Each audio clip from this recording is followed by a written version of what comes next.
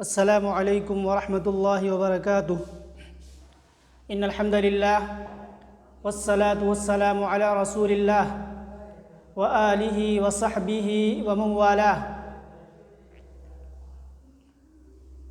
عزیز طلباء، آپ کے روبرو البلاغۃ الواضحہ کا دوسرا درس لے کر کے حاضر خدمت ہیں۔ اس سے پہلے کے درس میں ہم نے مثالوں کا ترجمہ کیا تھا اور پہلی مثال پر بحث کی تھی۔ دوسری مثال کو آپ دیکھیں اور اس پر صاحب کتاب نے کیا بحث کی ہے وہ بھی آپ دیکھیں۔ دوسری مثال کیا ہے؟ وقال ابو الطیب لا اشرئب الى ما لم يفت طمع ولا ابیت على ما فات حسرانا۔ ترجمہ آپ کے سامنے آ چکا ہے۔ ابو طیب متنبی نے کیا کہا کہ میں خواہش کرتے ہوئے، لالچ کرتے ہوئے اس چیز کی طرف تاک جھانک نہیں کروں گا جو فوت نہیں ہوئی، یا میں خواہش اور لالچ کرتے ہوئے اس چیز کی طرف تاک جھانک نہیں کرتا ہوں جو فوت نہیں ہوئی، اور جو چیز فوت ہو گئی اس پر میں حسرت و افسوس کرتے ہوئے رات نہیں گزارتا۔ یہ دوسری مثال ہے۔ اس پر کیا بحث کی ہے دیکھیں۔ کہا کہ والمتنبی فی المثال الثانی یخبر عن نفسه بأنه قانع راض بحاله التي هو فيها۔ کہا کہ متنبی شاعر اس دوسری مثال میں اپنے بارے میں خبر دے رہا ہے کہ وہ اپنی اس حالت پر مطمئن اور راضی ہے جس حالت میں وہ ہے۔ فلیس من عادتہ، اور اس کی عادت میں سے یہ نہیں ہے، اس کی یہ عادت نہیں ہے ان یتطلع مستشرفا الی ما هو آت، اور اس کی یہ عادت نہیں ہے کہ وہ اس چیز کی طرف جو آنے والی ہے، یعنی مستقبل کی طرف، آنے والی چیز کی طرف نظر اٹھا کر کے تاک جھانک کرے، اس کی یہ عادت نہیں ہے۔ وَلَيْسَ مِنْ دَأْبِهِ، اور اس کی عادت یہ بھی نہیں ہے أَن يَنْدَمَ عَلَى مَا فَاتَ، کہ وہ اس چیز پر شرمندہ ہو جو فوت ہو گئی، یہ بھی اس کی عادت نہیں۔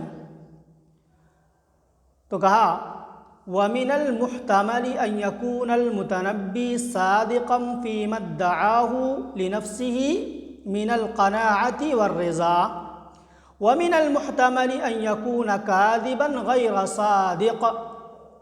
کہا کہ اس بات کا احتمال ہے کہ متنبی سچا ہو اپنے اس دعوے میں جو اس نے اپنے بارے میں کیا ہے، یعنی قناعت پسندی کا اور خوشی کا۔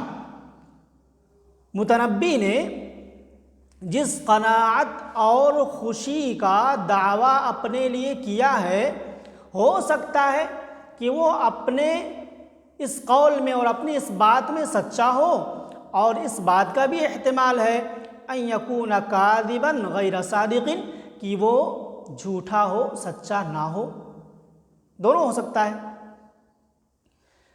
اس کے بعد کہا وَكَذَلِكَ يَجُوزُ أَن يَكُونَ أَبُو الْعَتَاهِيَةِ فِي الْمِثَالِ الثَّالِثِ صَادِقًا فِيمَا قَالَ وَادَّعَى، وَيَجُوزُ أَن يَكُونَ غَيْرَ صَادِقٍ۔ تیسری مثال کے سلسلے میں کہا کہ اسی طریقے سے جائز ہے، ہو سکتا ہے کہ ابو العتاہیہ شاعر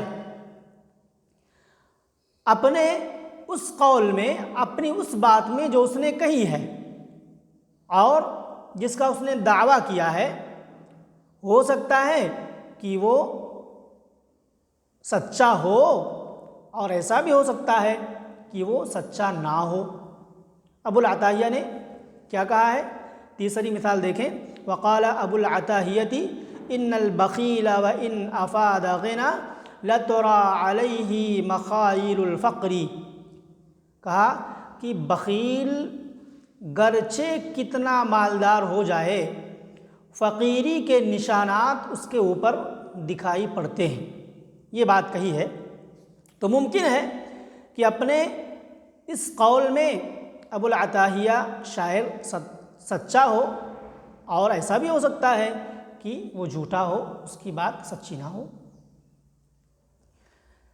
اس کے بعد کہا انظر بعد ذلك الى المثال الرابع تجد قائله ينادي ولده ويأمره ان يتعلم حسن الاستماع۔ یہاں پر حسن الحدیثی لکھ دیا ہے، لیکن ہونا چاہیے حسن الاستماعی۔ تو پہلی تین مثالوں پر بحث کرنے کے بعد چوتھی مثال پر بحث کرتے ہوئے کہہ رہے ہیں کہ اس کے بعد، یعنی پہلے گروپ پر بحث کرنے کے بعد چوتھی مثال کی طرف آپ دیکھیے، انظر بعد ذالک، اس کے بعد چوتھی مثال کی طرف دیکھیے، آپ اس کے قائل کو، کہنے والے کو پائیں گے۔ کیا پائیں گے؟ پائیں گے ینادی والدہ، کہ وہ اپنے بیٹے کو ندا دے رہا ہے، وَيَأْمُرَهُ، اور حکم دے رہا ہے، کیا، کس بات کا؟ أَن يَتَعَلَّمَ حُسْنَ الْإِسْتِمَاعِ، کہ وہ حسن استماع سیکھے، دوسروں کی باتوں کو اچھے طریقے سے سننا سیکھے، غور سے سننا سیکھے۔ تو چوتھی مثال کون سی ہے؟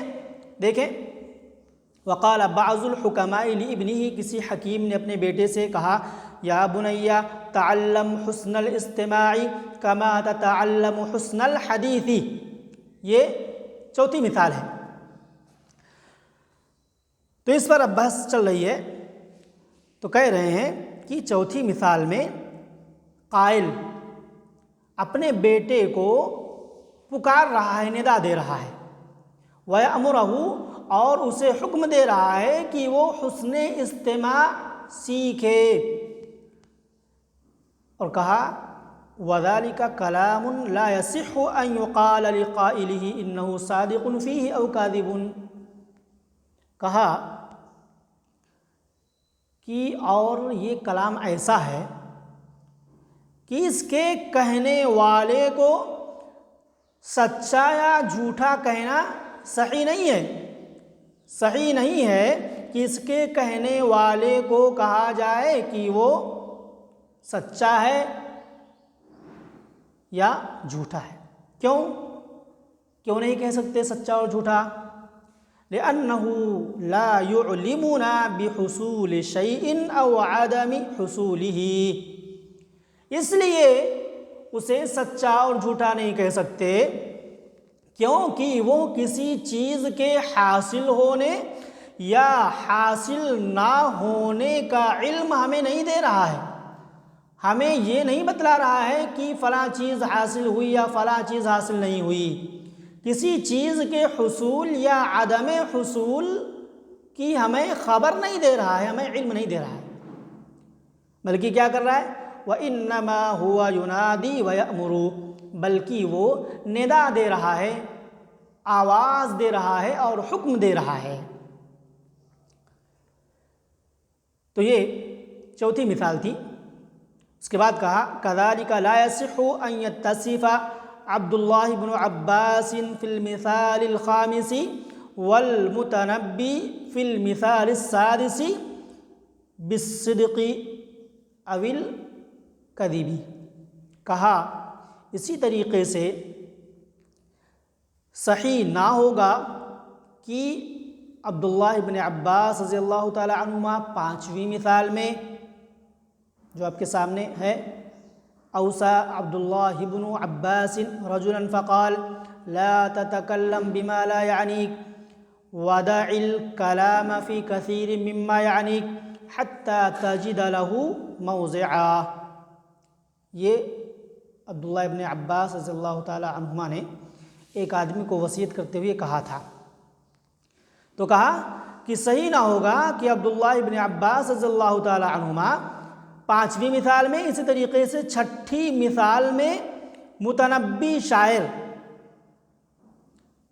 صدق سے یا کذب سے متصف ہوں، یعنی پانچویں اور چھٹی مثال میں دونوں کے قائلین کو صدق یا کذب سے متصف نہیں کیا جا سکتا۔ یہ نہیں کہا جا سکتا کہ یہ اپنی بات میں سچے ہیں یا اپنی بات میں جھوٹے ہیں۔ کیوں؟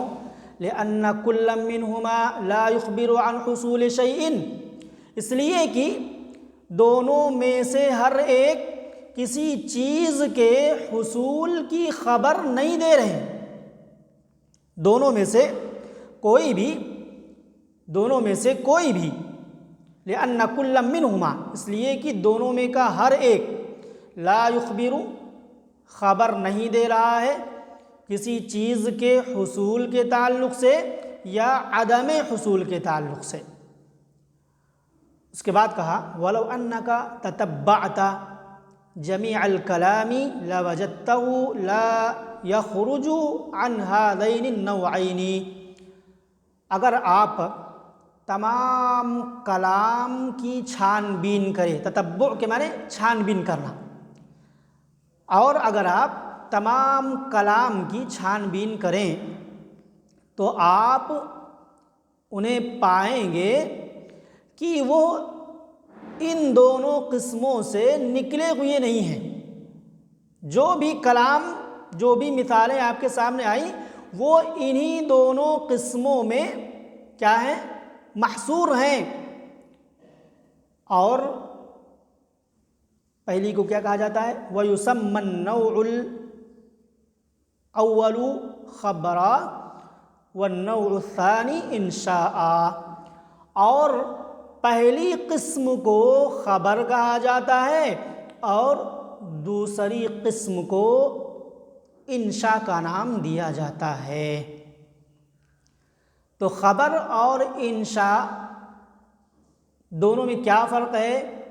یہ بات آپ کے سمجھ میں آئی ہوگی کہ خبر اسے کہتے ہیں جس کے کہنے والے کو سچا یا جھوٹا کہہ سکتے ہیں، اور انشاء کس کو کہتے ہیں؟ انشاء کی تعریف کیا ہے؟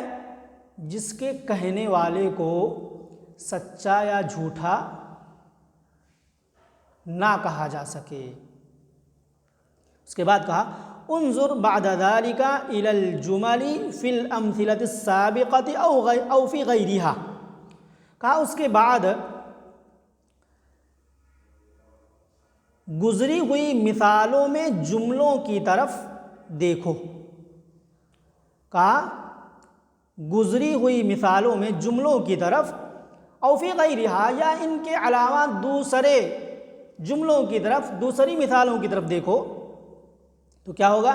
تجد کل جملۃ مکونۃ من رکنین اساسیین ہما المحکوم علیہ والمحکوم بہ، کہا آپ پائیں گے کہ ہر جملہ دو بنیادی رکنوں سے مل کر کے بنا ہوا ہے۔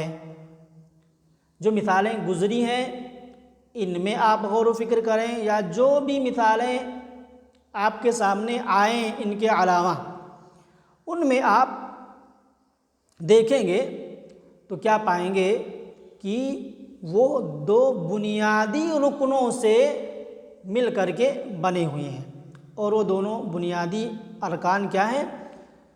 نمبر 1 المحکوم علیہ والمحکوم بھی، ایک محکوم علیہ اور دوسرا محکوم بھی، اور وَيُسَمَّى الْأَوَّلُ مُسْنَدًا إِلَيْهِ، اور پہلے کا نام رکھا جاتا ہے، پہلے کو کیا کہا جاتا ہے؟ پہلے کو یعنی المحکوم علیہ کو مسند الیہ کہا جاتا ہے، والثانی مسندا، اور دوسرے کو یعنی محکوم بھی کو مسند کا نام دیا جاتا ہے۔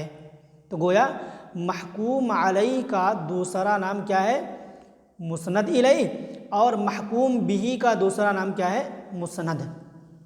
اس کے بعد کہا ان دو بنیادی ارکان کے علاوہ اما ما عداہما، ان دونوں ارکان کے علاوہ جو کچھ ہیں، اما ما رہے وہ، عداہما جو ان دونوں کے علاوہ ہیں جملوں کے اندر، مثالوں کے اندر، تو کیا ہے وہ؟ فہو قید، تو وہ قید ہے، اسے قید کا نام دیا جاتا ہے، قید فی الجملہ، جملے کے اندر قید کا نام دیا جاتا ہے۔ ولیس رکنا اساسیا، وہ بنیادی رکن نہیں ہے، وہ بنیادی رکن نہیں ہے۔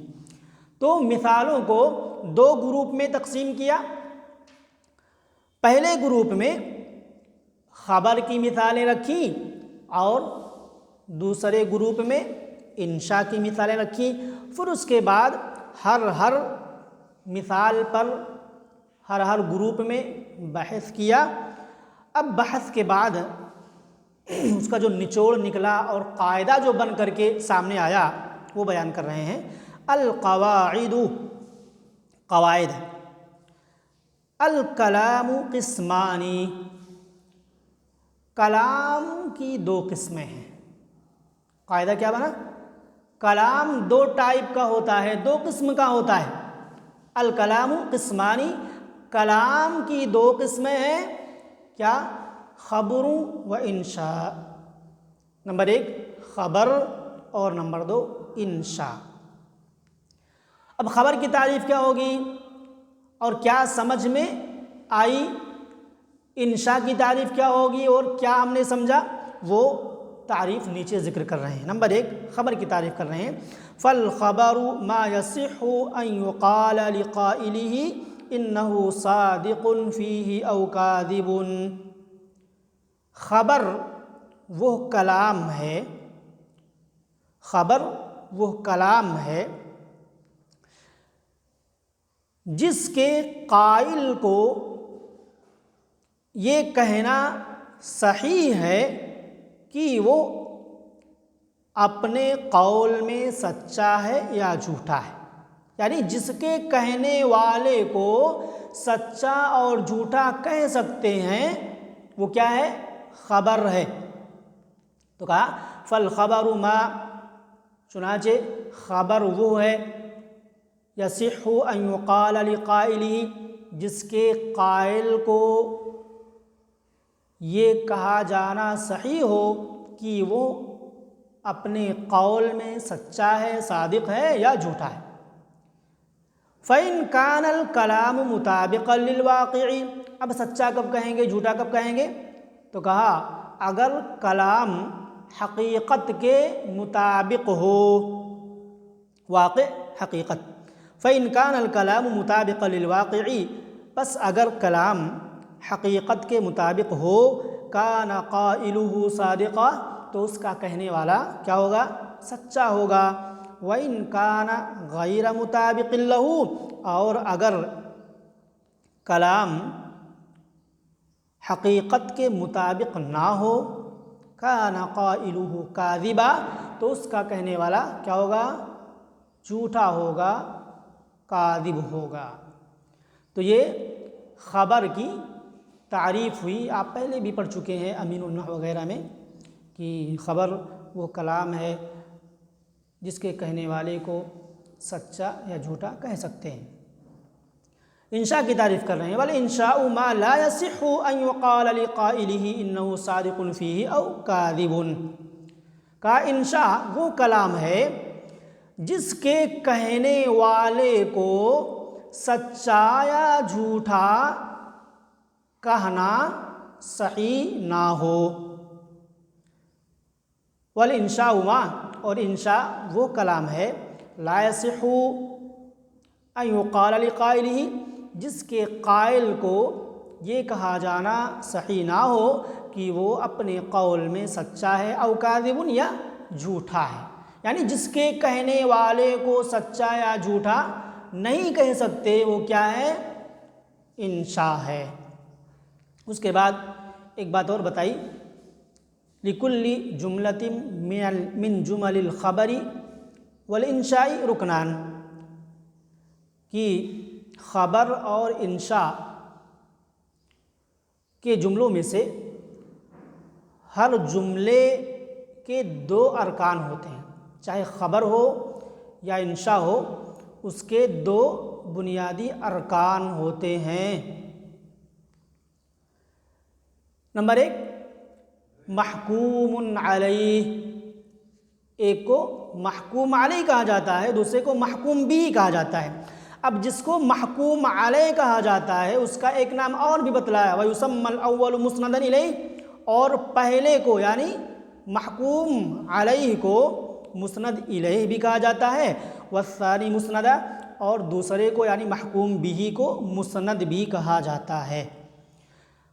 अब सवाल पैदा होता है कि दो बुनियादी रुकन मुस्नद और मुस्नद इलैह, महकूम और महकूम बिही के अलावा जो दूसरी चीज़ें आएँ कलाम में तो उनको क्या कहा जाएगा। तो कहा वमा ज़ादा अला ज़ालिका गैरल मुज़ाफ़ि इलैहि वस्सिलति फहुवा क़ैदुन, कहा कि और जो कुछ इससे ज़ायद हो सिवाय मुज़ाफ़ इलैह और सिला के, गैरल मुज़ाफ़ि इलैहि वस्सिलति, मुज़ाफ़ इलैह और सिला के अलावा जो कुछ ज़्यादा होगा कलाम के अंदर उसको क्या कहा जाएगा, फ़हुवा क़ैदुन, तो उसको क़ैद कहा जाएगा। और नीचे हाशिए में ज़िक्र किया है कि क़ैद क्या है, तो कहा अल क़ुयूद हिया अदवातुश शर्ती वन नफ़ी वल मफ़ाइली वल हाली वत तमयीज़ी वत तवाबिअ वन नवासिख़ी, कहा कि क़ुयूद का नाम जिन्हें दिया जा सकता है वो क्या है, शर्त के हरूफ, अदवात शर्त, अदवात नफ़ी के हरूफ, और मफ़ाइल यानी मफ़ाइल ख़म्सा, इसी तरीक़े से हाल, तमीज़, तवाबिअ और नवासिख़, इनको क़ैद का नाम दिया जाएगा। तो ये बहस के बाद क़वायद सामने आए जिनको साहिब किताब ने लास्ट में बहुत ही सरल और सादे अंदाज में लिखा है। ये क़वायद याद होने चाहिए और हर वक्त आपके जहन में होने चाहिए, इसलिए कि ये पूरी बहस का ख़ुलासा है। तो मिसालें आप पढ़ें, उनका तर्जमा समझें, उसके बाद जो बहस साहिब किताब ने की है उस बहस को सामने रख करके मिसालों को समझें और ये क़वायद जो लास्ट में बतलाए गए इनको याद करें।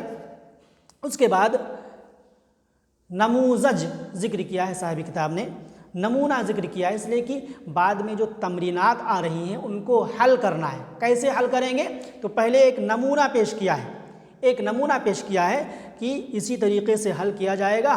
तो पहले ये नमूना हम और आप समझेंगे, उसके बाद हर बहस से कम एक तमरीन तो हल करेंगे जिसे आपको बजाते ख़ुद हल करना होगा घर पर, और अपनी कापी में उसे लिख करके जब जामिया आप आएंगे तो उसे लेकर के आएंगे, इंशाल्लाह उसकी चेकिंग होगी। तो पहले नमूना हम अगले दर्स में पढ़ेंगे, फिर उसके बाद आपको बतलाया जाएगा कि पहली तमरीन आप हल करें, और कुछ समझ में ना आए तो बाद में आप पूछ सकते हैं। हादा वबिल्लाहि तौफ़ीक़, वस्सलामु अलैकुम वरहमतुल्लाहि वबरकातुहू।